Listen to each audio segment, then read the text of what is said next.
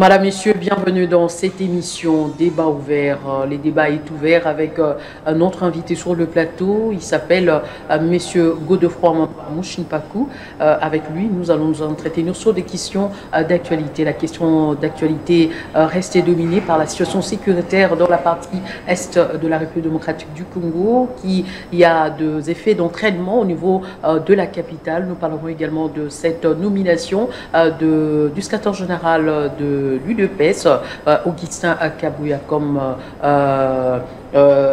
informateur. L'actualité, c'est aussi la Cannes 2023.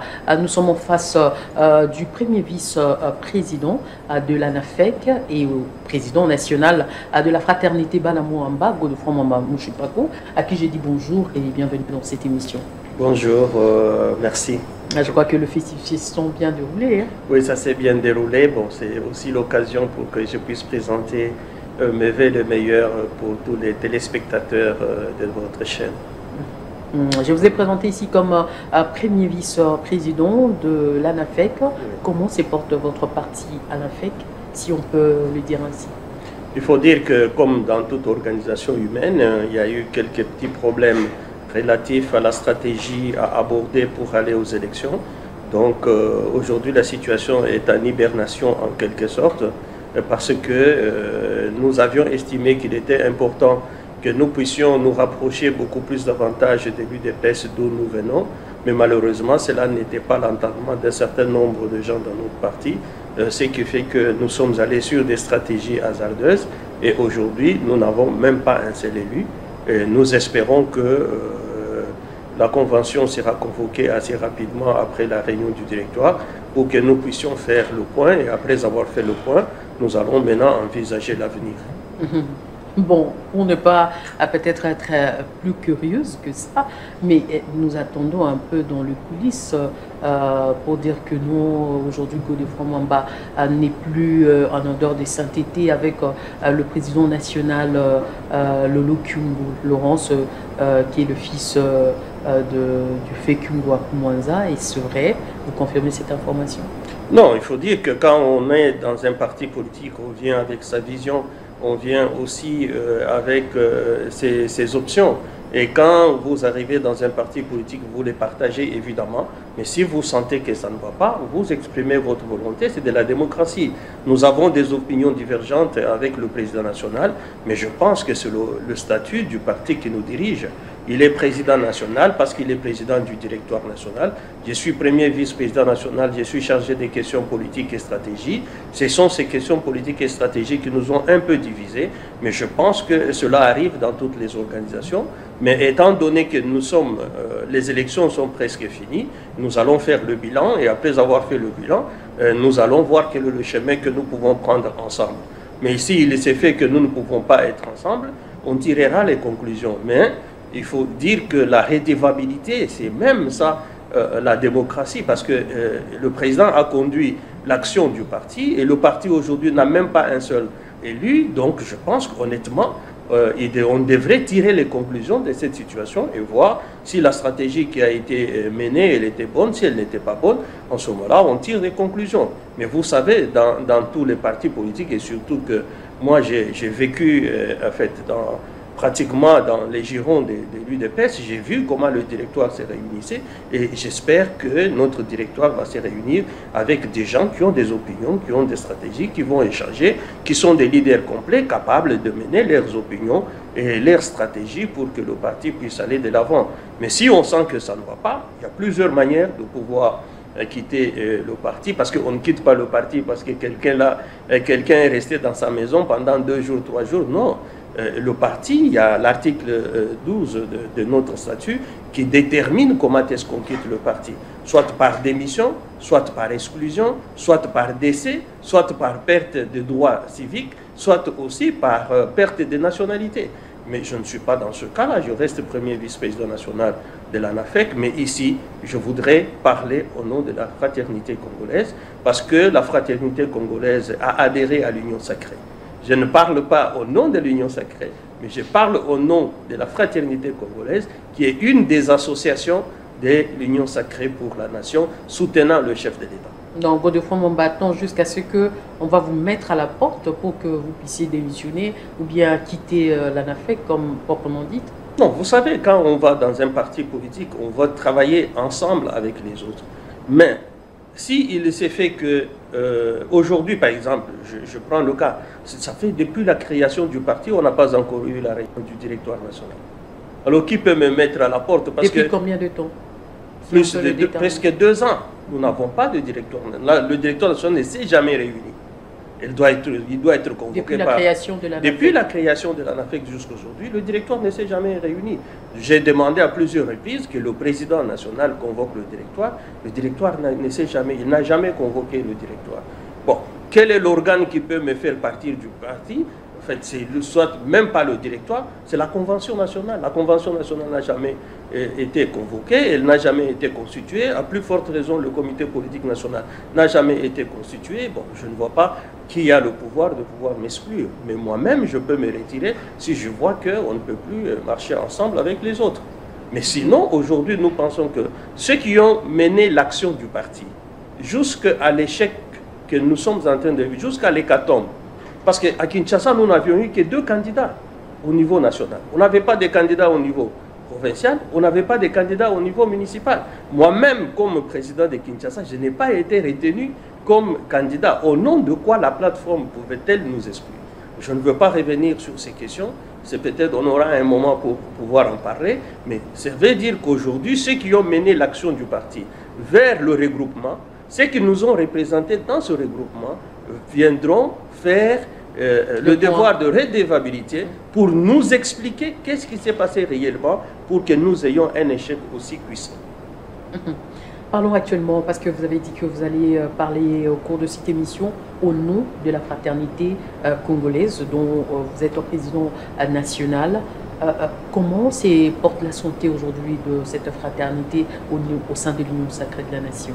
La fraternité congolaise, elle se porte bien, comme toutes les autres associations qui accompagnent le chef de l'État. Nous avons fait la campagne du chef de l'État autant à Kinshasa qu'à l'intérieur du pays et nous sommes aujourd'hui heureux que notre champion ait été élu et qu'aujourd'hui le processus de renouvellement des institutions est en train de bien se passer et nous pensons que les 5 ans à venir vont être beaucoup plus percutants que les 5 ans passés parce qu'aujourd'hui, avec beaucoup plus d'expérience, avec de nouveaux élus qui ne sont pas les élus issus des FCC, nous allons pouvoir aller plus davantage vers la rencontre des intérêts de la population.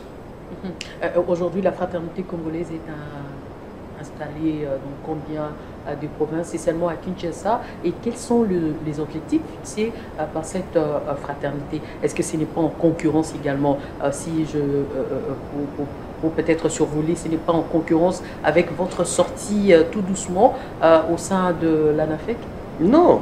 Il faut dire que même avant que je ne sois... Bon, quand j'étais à l'UDPS, président de la jeunesse de l'UDPS, j'avais le congrès des jeunes progressistes. Donc je fonctionne toujours de 2 côtés parce que mon origine est tout à fait sociale de la société civile. Donc je fonctionne toujours avec des associations. J'étais à l'UNAFEC, j'avais évidemment la fraternité Banamouamba et maintenant j'ai transformé la fraternité Banamouamba. Sur demande d'autres membres, nous l'avons transformée en une association nationale. Nous avons eu les documents qu'il fallait au ministère de la Justice et dès que nous avons eu les documents, nous nous sommes présentés à l'Union sacrée parce que nous savions que nous avons les mêmes objectifs et les mêmes objectifs à atteindre avec ceux de l'Union sacrée. Nous nous sommes rapprochés de l'Union sacrée qui nous a accueillis et au sein de l'Union sacrée, nous n'avons pas encore choisi le regroupement dans lequel on va se présenter, même si nous n'avons pas d'élus en tant que fraternité congolaise. Une association ne peut pas avoir des élus, mais nous allons nous rapprocher beaucoup plus de ceux avec qui nous avons les mêmes idées, nous avons la même historique. Évidemment, c'est de l'UDPS et nous allons aller de l'avant en nous soutenant pour que nous puissions réaliser le projet de société de ce parti. Fraternité Banamouamba, fraternité congolaise, est-ce que c'est en perspective de la création d'un grand parti? Parce que ça sent déjà la nation, hein, quand on voit le Congo déjà au sein d'une association dont ça a une dimension nationale. Est-ce que c'est en perspective de la création d'un parti politique ou bien ça va se limiter seulement en une association? Non, je pense que la fraternité congolaise va rester une association. Il faut faire très attention. Il y a une différence entre une association socioculturelle et un parti politique. Mais parce que ça s'est dit déjà, hein, parce qu'on dit oui, que non, je sais. Godefroid Mwamba déjà a son parti politique, qu'il est en train de le camoufler tout autour, sous forme d'une association. Il ne veut pas seulement le dire, il attend au moment opportun pour l'annoncer. Non, le moment opportun viendra. Si je dois créer un parti politique, je le créerai. Mais la fraternité congolaise, c'est une fraternité, n'a pas pour objectif la conquête du pouvoir. Mais par contre, il a pour objectif de promouvoir la fraternité congolaise. Vous savez, on nous le reproche un peu ça, les Congolais ne s'aiment pas entre eux. Et c'est ce qui fait que nous courons toujours vers les échecs. Les gens sont là en train de voir leurs intérêts. Et c'est ce qui crée problème dans notre pays. C'est comme ça que nous avons dit, pour pouvoir promouvoir l'humanité, parce que quand vous parlez d'un parti politique, il se limite au niveau d'un pays. Mais nous sommes dans la philosophie de l'humanisme. Cette philosophie de l'humanisme, c'est le Ubuntu, par exemple, qui est prôné par l'ANC en Afrique du Sud. Ça veut dire nous prenons l'humanité, l'humanisme. Mais parce que nous prenons l'humanisme, si demain nous sommes dans un parti politique, nous allons avoir pour objet la conquête du pouvoir. La conquête du pouvoir, quelque part, ne permet pas à ce que les gens puissent avoir les mêmes objectifs parce que les objectifs deviennent antagonistes. Non, au niveau de la fraternité congolaise, nous resterons la fraternité congolaise, nous allons promouvoir l'amitié et la solidarité entre les membres, nous allons pouvoir nous occuper de ceux qui sont un peu plus démunis que nous allons aussi demander à ceux qui ont beaucoup plus de pouvoir nous aider à soutenir ceux qui sont beaucoup plus faibles que nous. Et les objectifs de cette fraternité, c'est quoi? C'est d'abord de promouvoir la fraternité congolaise. Okay. Aujourd'hui, la République démocratique du Congo est arrivée là où elle est parce qu'on ne se sent pas frères. On ne s'aime pas beaucoup entre nous. Il y a beaucoup de divisions dans le pays qui n'ont même pas de raison d'être. Il y a des divisions même tribales, des divisions même provinciales, des divisions ceci, cela. Mais toutes ces divisions-là concourent à quoi? Et pourtant, nous sommes les copropriétaires du Congo jusqu'à ce que nous puissions nous séparer du Congo. Ça veut dire quand nous allons mourir. Mais nous vivons combien de temps? Tout au plus 100 ans. Et nous avons très peu de temps pour consacrer le temps à se haïr au lieu de s'aimer. C'est pourquoi nous voulons promouvoir l'amour du Congolais. Nous voulons pas que les Congolais souffrent, surtout qu'ils ont été implantés sur un sol qui est un sol très riche comme celui que nous avons. C'est pourquoi nous nous battons pour que ceux qui sont plus riches puissent partager avec ceux qui sont plus pauvres et ceux qui sont plus pauvres fassent un effort pour pouvoir aussi contribuer bénéfiquement à l'évolution de notre société, au bien-être social de la population congolaise. La tension monte à Kinshasa suite à la situation sécuritaire dans la partie est de la République démocratique du Congo. Tout à l'heure, on a eu quand même ces légers états de notre émission suite à ces manifestations au niveau du consulat ici, au niveau de Kin-Marthe. Là, nous avons vu quand même quelques jeunes en train de revendiquer, de demander les départs de quelques structures des Nations Unies. Quelle est votre analyse de fait par rapport à cette situation? Non, d'abord, j'encourage des manifestations qui, en fait, sont des expressions des opinions. Mais ce que je n'encourage pas, c'est la violence qui vient avec. La violence vient avec pourquoi? Peut-être parce que il n'y a pas...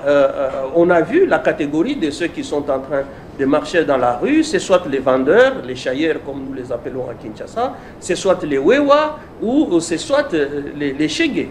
Mais ça, ce n'est pas bon. Je pense qu'aujourd'hui, nous pouvons prendre l'exemple qui était le nôtre quand on a été sur le campus. Si nous avons progressé au niveau de l'UDPS, l'UDPS a bénéficié beaucoup plus de soutien des étudiants. Je me demande où sont des étudiants.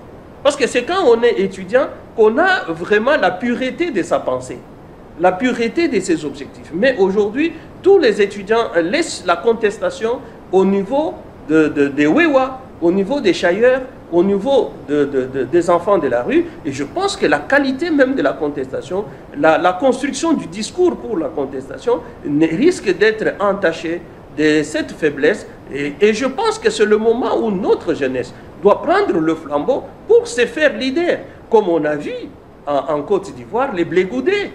Pourquoi pas? C'est le moment, parce que c'est le même discours, c'est le même combat. Où sont les Blé-Goudé congolais?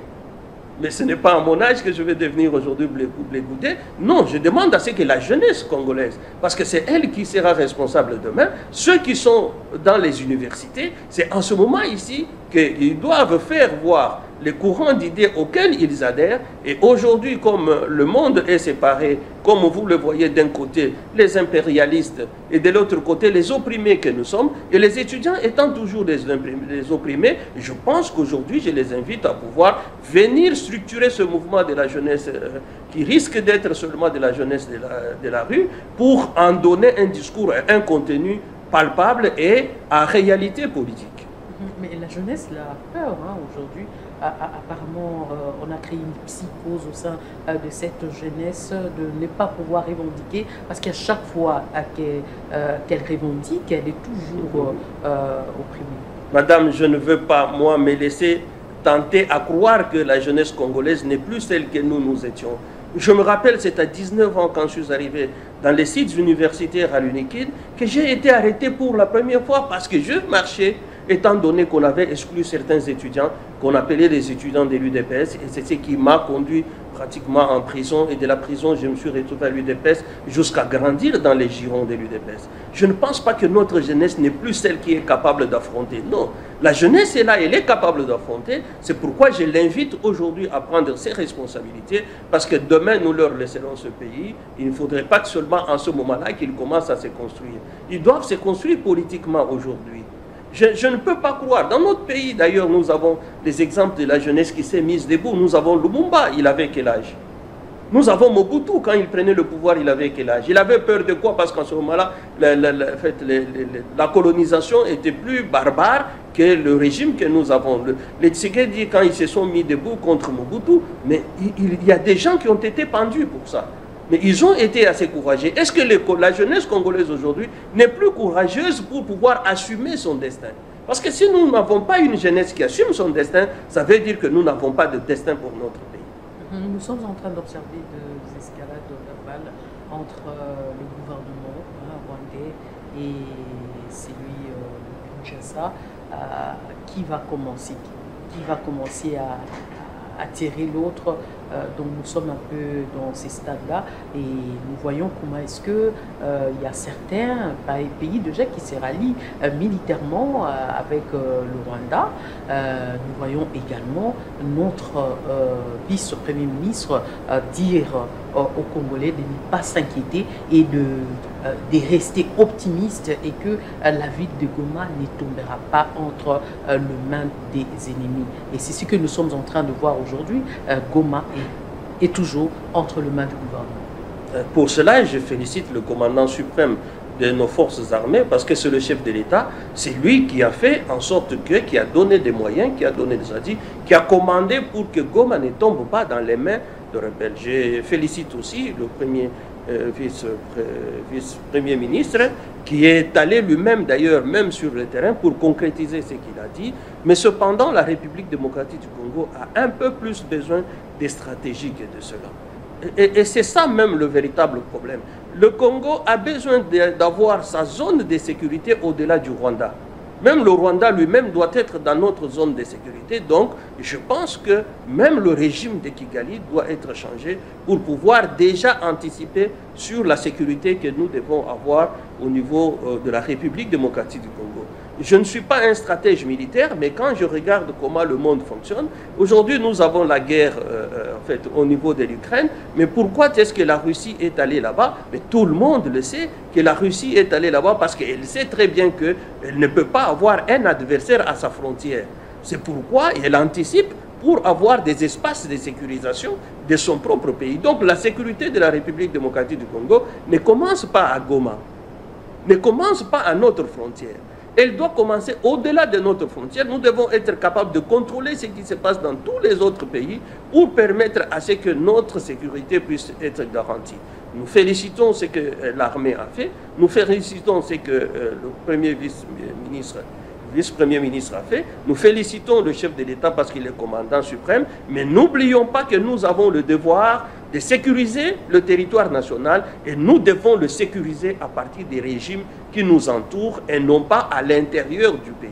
La sécurisation du pays ne se fait pas au sein du pays, mais ça se fait au-delà des frontières de la République démocratique du Congo. Et cela, c'est clair, parce que quand vous voyez pourquoi est-ce que les États-Unis avaient refusé que les missiles russes puissent être déployés au niveau du Cuba. Mais Cuba, c'est un autre pays, ce n'est pas les États-Unis. Mais les États-Unis avaient refusé et ça fait une crise mondiale, la même crise qui est en train d'être vécue aujourd'hui avec l'Ukraine, parce que la stratégie militaire commande à ce que la sécurité ne se fasse pas à Goma, la sécurité ne se fasse pas à Bunagana, mais que la sécurité se fasse en prenant en compte tout ce qui peut être hostile dans l'entourage. Et nous avons beaucoup de preuves pour démontrer que le pouvoir est en Ouganda et en fait au Rwanda. Ce sont des régimes qui nous sont hostiles, donc notre sécurité doit nous commander de commencer par là, au lieu d'attendre que nous puissions faire notre sécurité au sein de notre pays. Non, madame, ce qu'il faudrait, si vous réfléchissez comme ça, vous prenez le Rwanda, vous lui donnez beaucoup d'importance. Le Rwanda n'a qu'à la tête un petit valet qui est en train de concrétiser, s'il vous plaît, qui est en train de concrétiser, il n'est pas soutenu, il concrétise un plan qui est un plan américain. Il faut que les Congolais cessent de comprendre que nous avons pour adversaire un pantin. Non. Nous avons pour adversaire les États-Unis. Et pourquoi les États-Unis nous sont adversaires? C'est parce qu'ils savent que nous sommes une puissance en devenir. Notre destin est un destin de puissance. Mais pourquoi ne pas faire comme les autres pays? Oui, je pense qu'il y a... Non, pourquoi? Il n'y a aucun pays africain qui peut m'inspirer, moi, pour la stratégie de la sécurité du Congo. Mais par contre, moi, je pense à l'Inde, par exemple. La population indienne est restée pauvre, mais l'Inde a d'abord conquis une arme nucléaire, ce qui lui permet d'être respectée par les voisins, et ça lui permet aujourd'hui de construire le développement au sein du pays. Je vois le ministre de l'Industrie, M. Julien Paluku, que j'ai salué en passant, faire beaucoup d'efforts pour l'industrialisation du pays. Bon, peut-être qu'il pense à nous faire des cure-dents, à nous faire plutôt des banzis de brochettes ou à nous faire des cotons pour laver les oreilles. Oui, c'est bon parce que ça va un peu donner du travail aux gens, mais moi je pense qu'il faut avoir un plan ambitieux avec les richesses que nous avons pour que l'industrialisation du pays puisse commencer par l'industrie d'armement, comme Mouzé l'avait fait à l'époque, et nous avons construit des armes dans notre atelier central de Panda, et nous avons lancé ces bombes à l'Équateur à l'époque, et ça protégeait le régime à Kinshasa. C'est vers cette industrialisation que moi j'aurais aimé que notre pays s'oriente. Parce que si nous faisons des demi-mesures, nous considérons que nous ne sommes pas une puissance, nous allons commencer à ramper pendant que nous devons nous tenir debout et nous battre contre les autres. Aussi, dans notre diplomatie, nous devons comprendre qu'il ne nous sert à rien aujourd'hui d'être derrière les puissances impérialistes. Il ne nous amène rien, par contre, il nous endorme pour pouvoir puiser les richesses du sol et du sous-sol. Regardez ce qui se passe au niveau du lac Édouard. Qu'est-ce qui se passe au niveau du lac Édouard? La France, qu'on est en train de fustiger, qui est l'enfant, le valet des États-Unis, la France, qu'est-ce qu'elle fait? Elle est venue, elle a fait un oléoduc de presque 1500 km qui part de l'Ouganda, qui traverse Tanzanie, le Kenya, Tanzanie, jusqu'à l'océan Indien pour pomper notre pétrole du lac Albert. Et notre pétrole du lac Albert peut produire jusqu'à 10 milliards de barils. Mais pour nous empêcher, à nous, la République démocratique du Congo, de pouvoir profiter de notre pétrole, il sème maintenant la guerre du côté du Congo pour que nous ne puissions pas exploiter. Entre-temps, quand ils pompent là, le pétrole est une mine liquide. Et en tant que fluide, ils pompent même le pétrole qu'il y a dans notre pays. Mais ils ne peuvent pas nous créer ils ne peuvent pas créer la paix en République démocratique du Congo parce qu'ils savent que nous allons partager le pétrole avec eux. C'est comme ça qu'ils nous affaiblissent pour pouvoir pomper notre pétrole qui va aller jusqu'en Tanzanie. D'ailleurs, ça doit être le port de Tanga dans lequel ils vont pouvoir expédier notre pétrole vers ça. Mais je pense que les stratèges militaires peuvent comprendre que cet oléoduc-là est pour nous un objectif militaire. Il ne peut pas continuer à pomper notre pétrole pendant que nous sommes en train de dormir dans notre pays et dire que nous sommes riches. Donc, une manière pour dire que le Congo, les Congolais doivent se réveiller, comme l'ont fait d'autres pays africains, entre l'Algérie par exemple. Le Congolais. Non, Non, non, madame, je refuse d'avoir pour exemple un autre pays africain parce qu'il n'y a aucun pays africain qui a une stratégie de destin de puissance comme moi je le rêve pour la République démocratique du Congo. Si tu peux me parler de la Corée, d'accord. Si tu peux me parler de la Russie, d'accord. Si tu peux me parler de la Chine, d'accord. Ils ont fait des stratégies. Je ne vois pas un pays africain. Même ceux-là qui ont commencé, on a vu comment est-ce qu'ils ont pris ce courage pour mettre la France dehors. Ils ne sont pas le Congo.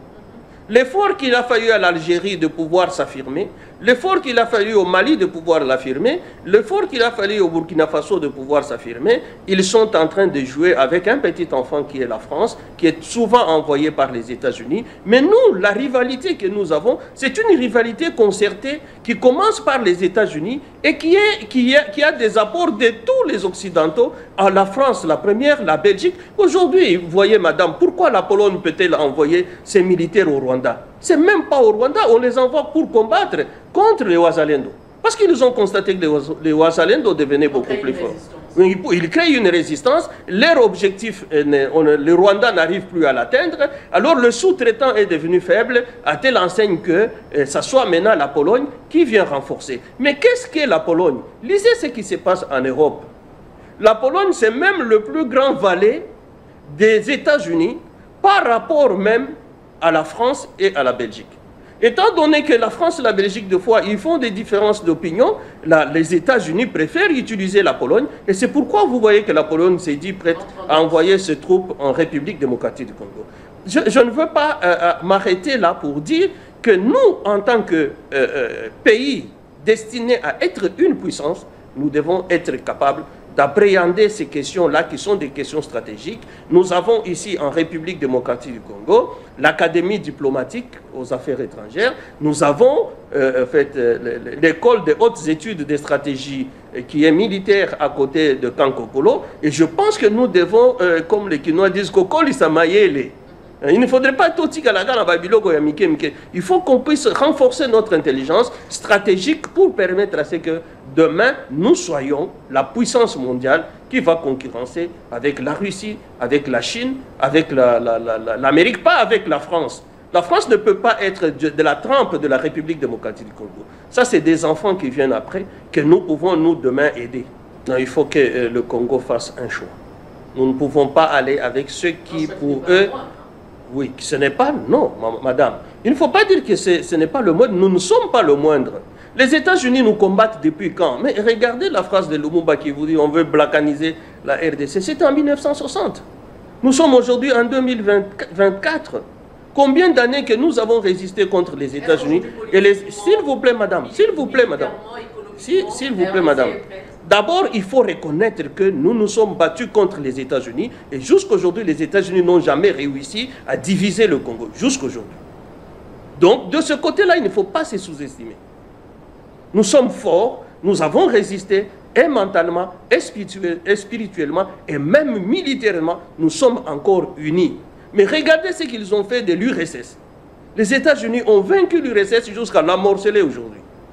Et heureusement qu'il y a Poutine qui est en train de ressusciter encore l'esprit des tsars. Vous avez la Yougoslavie, où est-ce qu'elle est? Aujourd'hui, vous avez des petits pays qui viennent de la Yougoslavie. Vous avez le Soudan.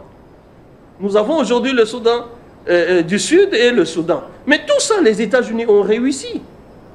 Mais ils n'ont jamais réussi à diviser le Congo parce que nous sommes des nationalistes, nous sommes des patriotes. Quelles que soient nos divergences, nous restons patriotes. Alors je ne pense pas que nous avons d'égal stratégiquement que des grands pays comme la Russie, comme la Corée, et comme... C'est pourquoi nous, les États-Unis, ne nous aiment pas. Ce n'est pas nous qui disons nous n'aimons pas les États-Unis. Les États-Unis vous démontrent que nous ne vous aimons pas.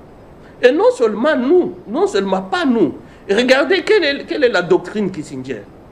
La doctrine Kissinger, c'est toutes des thèses et des thèses de doctorat qui disent que pour que les États-Unis restent forts, restent une grande puissance, il faut que les autres soient pauvres.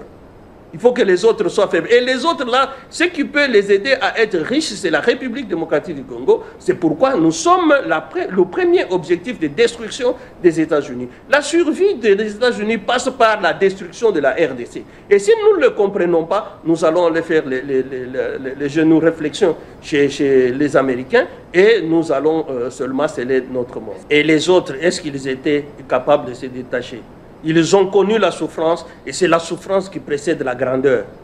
Donc nous ne sommes pas en position aujourd'hui de rivaliser avec les États-Unis sur tous les points que vous avez dit, mais nous avons un destin de grandeur qui nous impose une qualité de souffrance, pas la souffrance aujourd'hui sous les États-Unis, non, une autre qualité de souffrance pour nous permettre demain de devenir les leaders du monde. À même de traduire le projet des sociétés de l'UDPS en programme gouvernemental. Parce que quand le chef de l'État doit gouverner, il gouverne sur base de la Constitution. Et la Constitution lui demande quoi? La Constitution lui demande d'avoir un Premier ministre qui élabore le programme gouvernemental en concertation avec lui. Et pourtant, le chef de l'État vient de l'UDPS. Il a le même projet de société que le projet de société que Kabouya à diriger, et c'est ce projet de société-là que le chef de l'État devra traduire ensemble avec son parti un programme gouvernemental. Non, non, madame. Non, madame. Il faudrait que les Congolais cessent de faire un pas en avant et un pas en arrière. Nous sommes sortis de nos tribus et de nos provinces. Et nous avons décidé que notre démocratie, qui est représentative, n'est pas une démocratie représentative de nos tribus et de nos provinces. Non, c'est une démocratie représentative à travers les partis politiques. Est-ce que Augustin Kabouya n'est pas secrétaire général de l'UDPS? Aujourd'hui, secrétaire général, oui, parce qu'il n'y a même pas un président de l'UDPS. Aujourd'hui, je peux dire Augustin Kabouya est le président de l'UDPS. Et en tant que président de l'UDPS, le chef de l'État devrait se référer à lui pour nommer un formateur au niveau de l'UDPS. Augustin Kabouya a trouvé l'UDPS sans parlementaire, aucun parlementaire. Aujourd'hui, avec son effort, il arrive à donner un bon nombre, le plus grand nombre de députés à l'UDPS. Alors, voulez-vous donner quoi? À qui? Pourquoi? Parce que seulement il fait partie de la même province que le chef. Vous dites? Pourquoi pas? Pourquoi? On pouvait donner quand même un Madame. l'UNC par exemple. Pourquoi est-ce que l'UNC... Madame, quel est le rôle d'un parti politique? C'est de conquérir le pouvoir, traduire le projet des sociétés en programme gouvernemental. Mais comment voulez-vous que l'UDPS qui vient de conquérir le plus grand nombre de députés, va-t-il dire par altruisme, je donne ça à l'UNC? Non, ça c'est rêver. Le chef de l'État ferait œuvre utile, et c'est là dans l'intérêt de la population congolaise, que ceux qui ont été élus par la population, qui sont majoritaires, prennent la primature pour leur permettre de répondre aux besoins des électeurs. Et même le chef de l'État, lui-même, il sait qu'aujourd'hui, l'objectif que nous avions à l'UDPS, c'était de traduire le projet de société de l'UDPS en programme gouvernemental. Quand je parle de projet de société de l'UDPS, les gens peut-être n'en ont pas l'idée. Moi, quand je me battais à l'UDPS, monsieur Vital Kamere, l'honorable Vital Kamere, était au Frogémont. Comment voulez-vous qu'aujourd'hui ça soit logique qu'on prenne la primature qui doit permettre à l'UDPS de traduire son projet de société en programme gouvernemental, qu'on puisse donner à un ancien de Frogémont? Je ne sais pas si aujourd'hui il a été totalement transformé. Donc aujourd'hui l'UDPS a le devoir de pouvoir traduire le projet de société de l'UDPS en programme gouvernemental pour aider le chef de l'État à concrétiser sa vision. Et quand moi je parle de projet de société de l'UDPS, il faut que les gens comprennent que ce projet de société-là est venu de la lettre de 52 pages. Et la lettre de 52 pages de 13 parlementaires, cette lettre-là traduisait, d'ailleurs était la conclusion des interpellations d'une mauvaise gestion à l'époque dictatoriale de Mobutu. Après avoir audité les entreprises, après avoir audité les institutions, les 13 parlementaires, après la mort des Zondomio, parce que c'est lui qui a fait auditer les institutions à l'époque de la dictature mobusienne, c'était Zondomio comme président de l'Assemblée. Et comme Mobutu n'était pas d'accord avec Zondomio, Zondomio y a laissé sa vie. Et vous pensez que les 13 parlementaires qui ont conclu en faisant la lettre de 52 pages, eux qui ont une autre vision, qui avaient une autre vision que celle de Mobutu, vont aujourd'hui laisser le poste de Premier ministre à un ancien Frogemo? Non. Quand bien même, je comprends que les choses ont évolué. Il est devenu l'allié du chef de l'État. Il est avec nous à l'Union sacrée. Un grand allié. Je salue ses efforts de pouvoir mettre aussi autour de lui un certain nombre de députés pour sa visibilité. Oui, mais il doit aujourd'hui accepter d'accompagner l'UDPS et non pas d'être à la place de l'UDPS. Et ça, modestement, il devrait lui-même se le dire. Et je pense que M. Vital Kamerhe, c'est un homme suffisamment intelligent. Il sait très bien que le chef de l'État ne peut pas lui céder son âme.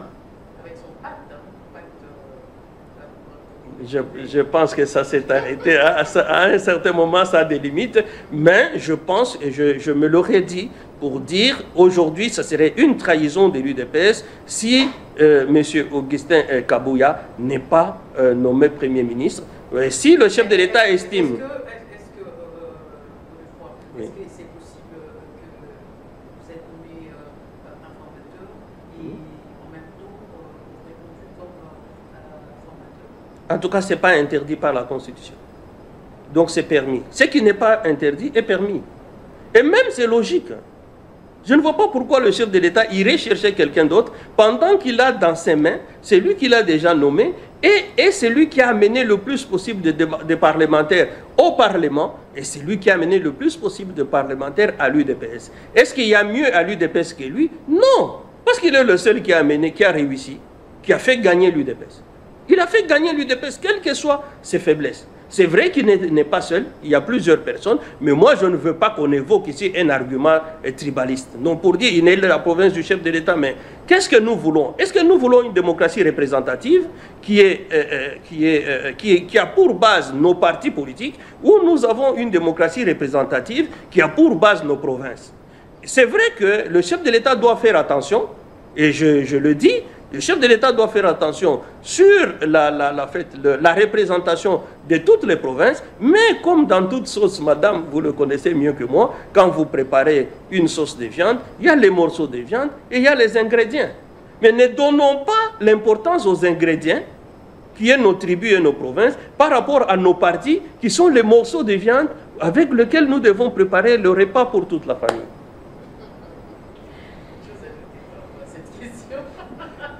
Parce que c'est une question un peu trop sensible, parce qu'il y a vraiment plusieurs prédateurs sont non, c'est que ces prédateurs-là attendent que l'UDPS, qu'ils attendent le premier mandat. Parce qu'on dit que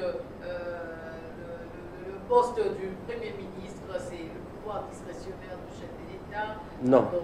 Non. Ça, c'est même mal lire la Constitution. La Constitution dit le chef de l'État nomme le Premier ministre dans la majorité. Et nous savons qu'aujourd'hui, l'Union sacrée, c'est la composition des partis politiques autour de l'UDPS. Et l'UDPS nous l'a montré, il a plus de députés nationaux au Parlement. Donc il est logique, le chef de l'État est obligé de choisir dans la majorité. Et quand il regarde dans la majorité, il y a son parti qui est majoritaire dans la majorité. Il fait quoi? Il détourne les yeux de la majorité qu'il a déjà par son parti politique pour aller chercher quelqu'un d'autre. Non, ce n'est pas ça. Le chef de l'État est obligé de prendre un Premier ministre au sein de l'UDPS, et le chef de l'État, lui, il sait que le projet de société de l'UDPS doit être traduit en programme gouvernemental. Il n'y a pas mieux que le secrétaire général, à moins qu'on me dise le contraire, il n'y a pas mieux que le secrétaire général de l'UDPS pour traduire le projet de l'UDPS, le projet de société de l'UDPS en programme gouvernemental et en cohésion avec le chef de l'État, parce que le chef de l'État est issu de l'UDPS, même si cette fois-ci, il a été élu en tant qu'indépendant. Donc je pense que M. Augustin Kabouya est le mieux placé pour pouvoir diriger la primature et satisfaire, rencontrer la base de la population pour que puisse réaliser les intérêts de notre population. Est-ce que sur base de chercher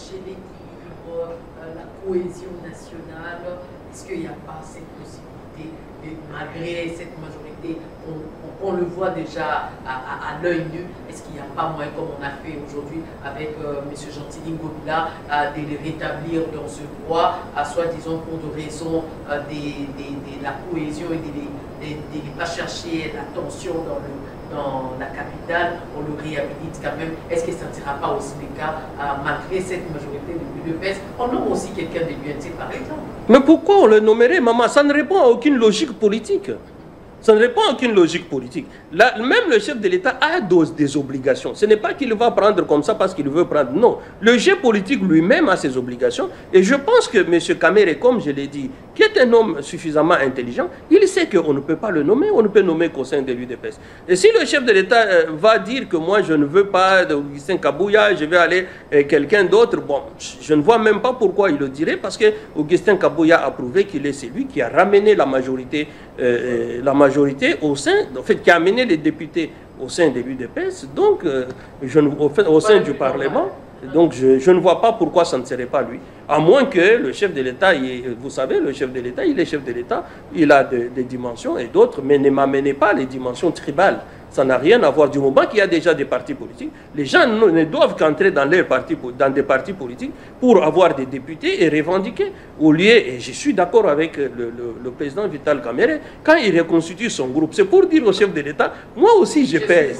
Moi aussi je pèse, je peux vous aider. Et ce n'est pas mauvais. Il ne faudrait pas que les gens voient ça de mauvais œil. Non, le président Kamerhe s'organise et c'est une bonne chose en politique.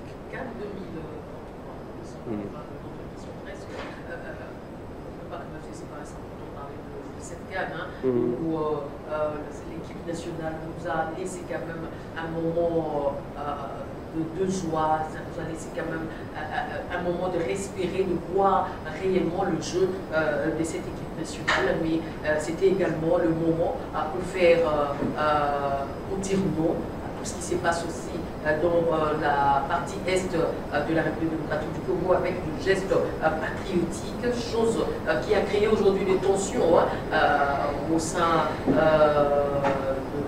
de ce grand joueur, par exemple. Un mot, parce que vous êtes quand même un sportif. D'abord, il faut féliciter nos léopards, il faut féliciter le coach des sabres, il faut féliciter le ministre des Sports, il faut féliciter le chef de l'État, il faut féliciter tous les joueurs. Et même la population congolaise qui y a adhéré, nous avons vécu des moments extraordinaires et partout c'était la joie, il n'y avait pas de division. Mais cependant, il faut considérer que ça soulevait une question très importante qui est celle aujourd'hui qui fait courir toute la ville parce qu'on a démontré par cela que les Occidentaux nous en veulent. Mais je vais de ce côté-là revenir beaucoup plus vers la communication. J'ai l'impression que notre communication est un peu boiteuse. Notre communication, d'une manière générale, en tant que République démocratique du Congo, elle est boiteuse. Elle est boiteuse dans la mesure où nous ne comprenons pas, en réalité, quels sont les enjeux. Parce que, par exemple, tous les médias de France Monde, Médias France Monde, RFI, France 24, Canal+, tout ça, ça répond du ministère des Affaires étrangères française. Ça ne répond même pas de la communication. Donc c'est une stratégie politique. C'est pourquoi ils n'ont pas pu faire passer nos images. Mais maintenant, qu'est-ce que nous faisons? Au lieu de comprendre que si au football, nous ne savons pas aller très loin, mais nous avons d'autres disciplines, nous avons la boxe par exemple. Nous avons des boxeurs comme Bakole qui boxe au niveau du championnat mondial. Je n'ai jamais vu un symbole de la RDC sur sa tenue. Jamais.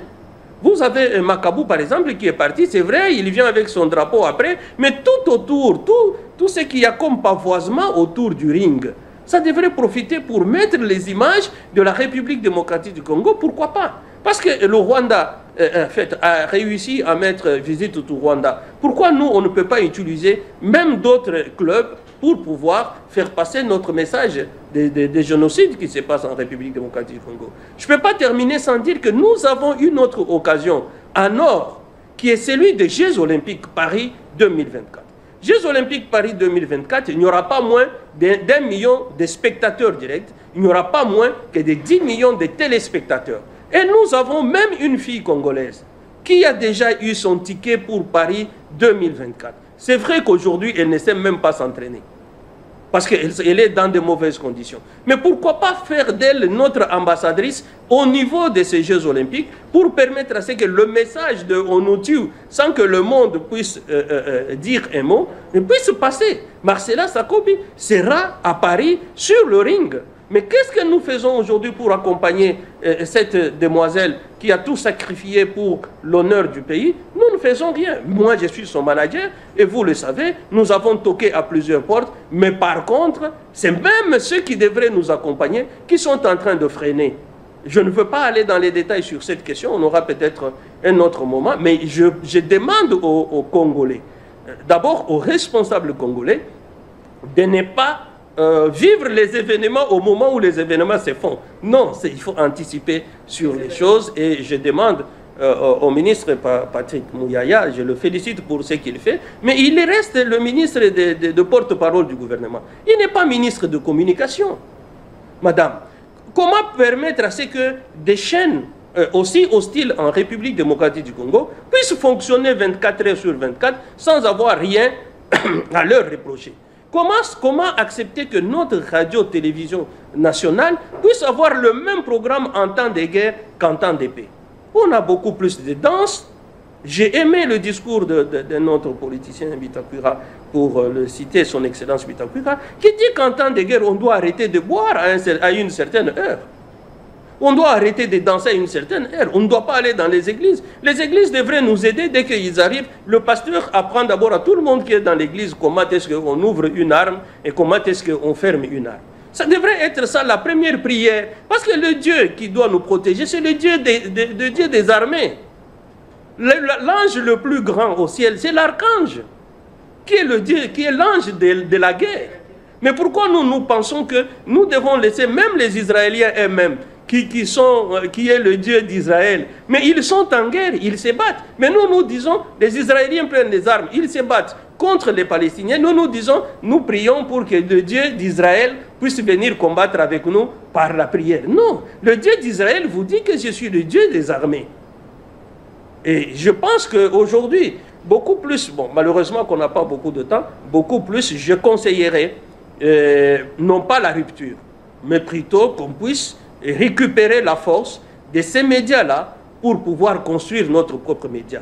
Je pense, à mon point de vue, que tous les décodeurs qui sont ici, Kinshasa, c'est à peu près 1 million de décodeurs.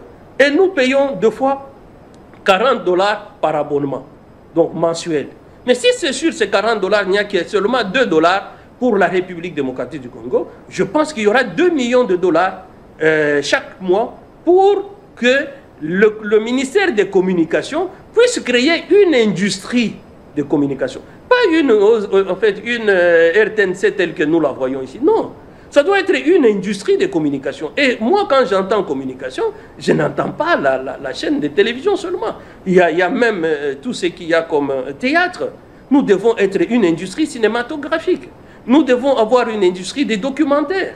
Nous devons avoir toutes les industries qui sont liées à la communication devraient être dans cette industrie-là, mais financées par l'argent qui vient de ces décodeurs-là. Mais aujourd'hui, j'encourage tout le monde d'abord à se délester de ces décodeurs. Et moi, je veux le faire le plus tôt possible. Aujourd'hui, j'ai déjà acheté un autre vendeur de services et je vais me déconnecter de Canal+ pour de plus en plus ne pas financer la guerre contre la République démocratique du Congo. Et j'invite tout le monde, comme nos amis de l'Est du pays, Dr Patrick Mbala, Albert Kienge, Adalbert Kienge, les Charles Kibingu, et tout ça, ils ont lancé aujourd'hui une pétition pour demander à ce que nous allions totalement en guerre contre le Rwanda.